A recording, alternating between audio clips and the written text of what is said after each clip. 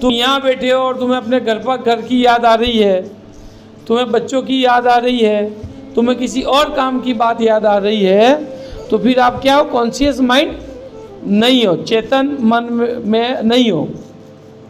जब आप चेतन मन में नहीं होते हो तो फिर हम जो बोलते हैं वो आपको पूरा सुनाई नहीं देता।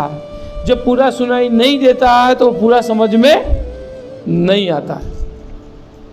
इसीलिए जब भी आप हमको सुन रहे हो, चाहे आपकी क्लास में सुन रहे हो, क्लास में पढ़ाई कर रहे हो, या हमारे प्रवचन सुन रहे हो, या जहाँ भी शिक्षा की बात है, तब हमें क्या करना है? चेतन मन का उपयोग करना, कॉन्शियस माइंड का उपयोग करना। उसमें कोई भी बात हमारे दिमाग में नहीं आनी चाहिए, कहीं भी हमारा ध्यान दूसरी जगह नहीं जाना चाहिए। यदि आपका ध्यान दूसरी जगह गया तो आप क्या होंगे? सबकॉन्शियस माइंड में चले जाएंगे।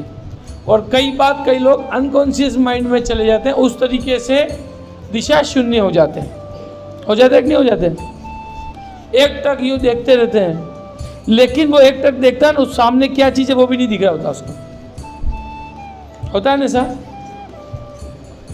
तब वो कहाँ होता है? चेतन मन होता है उसका? नहीं होता। फिर आप कुछ भी बोल रहे होंगे, आप उसको टोकते हैं, बात करते हैं, बुला रहे, उसको पता ही नहीं होता। फिर आप एकदम जोर से बोलोगे, वो तंद्रा से टूटा होगा, ऐसा क्या हुआ, ऐसा पूछे, होता है ना सर? तो वो क्या होता है? या तो वो अनकॉन्शियस माइंड की तरफ चला गया होता है, नहीं तो सबकॉन्शियस माइंड में गया ही होता है। तो जब आप अनकॉन्शियस माइंड में या सबकॉन्शियस माइंड में होते हैं, तब आप किसी बात को ग्रहण नहीं कर पाते हैं।